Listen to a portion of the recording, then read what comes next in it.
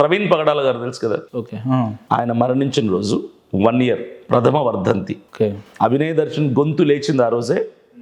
అభినయ్ దర్శన్ అఫీషియల్గా పాలిటిక్స్లో అడుగు పెట్టబోతుంది ఆ రోజే. ఓకే, అంటే ప్రథమ వర్ధంతి రోజే అంటే చేస్తున్నారు. ఏ కారణం చేతనైతే ఒక క్రైస్తవుని గొంతు మూగపోయిందో అదే కారణం చేత అదే రోజు నుంచి పార్టీ ఆవిర్భవిస్తుంది అన్నట్టు. కారణం గ్రేట్ ఐడియాలజీ, దాన్ని యాక్సెప్ట్ చేయాల్సిందే. అంటే ఆయన ఆలోచనలు కూడా మీరు ముందుకు తీసుకు సైనింగ్ అథారిటీలో ఉండాలి సామాన్య పక్షం. ఇదైతే నాకు బాగా నచ్చింది వ్యక్తిగతంగా. నేను ఇప్పుడన్నా నవ్వరాదన్న, ఇప్పుడన్నా ఇంప్రెస్ చేయరాదే నన్ను. అంటే మీరు మంచి చేస్తే మంచిగా చెప్తామా, నువ్వు అప్పటి నుండి కోపంగా చూస్తున్నావు, బయట పోయినప్పుడు ఎంత తిట్టుకుంటావో నాకు భయం అనిపిస్తుంది. ఇంకోసారి వీని ఇంటర్వ్యూకి రావద్దురా, ఏంద్రా వీడని అట్లేమని అనిపిస్తుంది. అట్లా ఎందుకు అనుకుంటాను అంటే ప్రవీణ్ పగడాల గారి ఆలోచనని ముందుకు తీసుకుపోతామని అంటే మంచి సందర్భమే. కానీ ఇప్పుడు అన్ని మతాల వ్యక్తులు మీ పార్టీలోకి రావాలి, ఖచ్చితంగా లేవు. ఇప్పుడు ఒక చోట ముస్లిం మెజారిటీ ఎక్కువ ఉంటే ఒక నియోజకవర్గంలో అక్కడ ముస్లిం క్యాండిడేట్ని నిలబెడతాం. మీ పార్టీ నుంచి ఖచ్చితంగా ముస్లిం క్యాండిడేట్ని నిలబెడతాం. ఇంకో చోట బీసీ మెజారిటీ ఎక్కువ ఉంటే బీసీ క్యాండిడేట్ నిలబెడతాం. అతను హిందూ అయినా ఎవరైనా పర్లేదు, అతన్ని నిలబెడతాం. ఇక్కడ క్రిస్టియానిటీ అనేది మెయిన్ మోటో కాదు.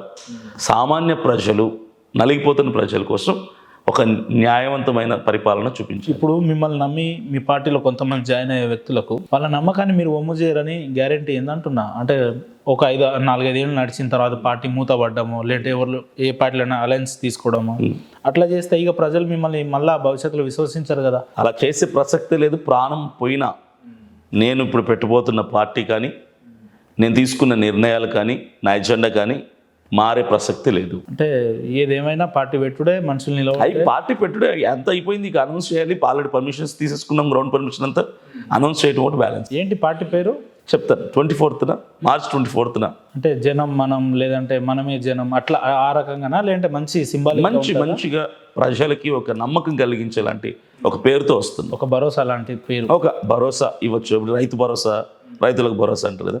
ఒక ప్రజలకు ఒక భరోసా ఇచ్చేలాంటి ఒక పేరుతో వస్తాం తప్పకుండా. అంటే ఆ పేరు వినంగానే ఒక భరోసా అనిపిస్తుంది అవతల మనుషులకు. ఖచ్చితంగా భరోసా కల్పించాల్సిన బాధ్యత రాజకీయ నాయకులు.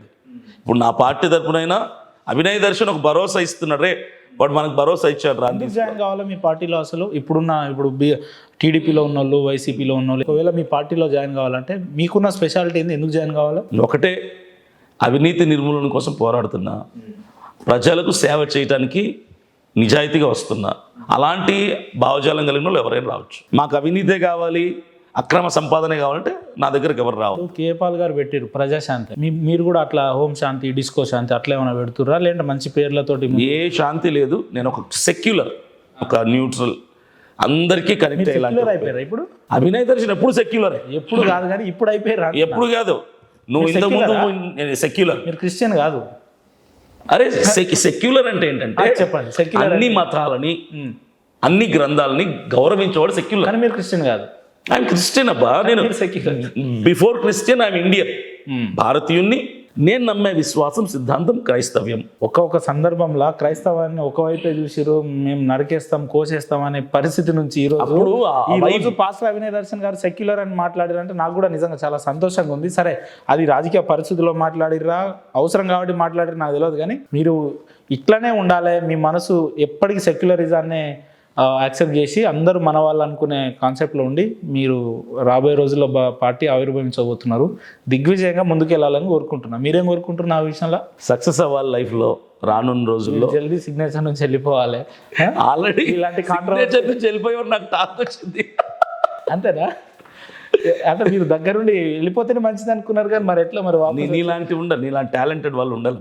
తిట్టుకుంటారా? స్పాంటేనియస్ గా క్వశ్చన్ చేయటం. ఇంపార్టెంట్ క్వశ్చన్ అడగడం మర్చిపోయినా. ఏంటది? మీరు ఇంపార్టెంట్ క్వశ్చన్ కాదు, కాంప్లికేటెడ్ పెట్టే క్వశ్చన్స్, మమ్మల్ని జైలుకి పంపించే ప్రశ్నలు. నేను ఎవరినైనా పంపించినా చెప్పండి. మరి అట్లేం అజయ్ బాబుని పంపించింది నువ్వే కదా. నేను ఎందుకు పంపిస్తా? ఆయన నోరు ఆయన ఇష్టం. ఇప్పుడు ఇందాక మీరు అన్నారు సెక్యులర్ అని, అది నేను యాక్సెప్ట్ చేసిన.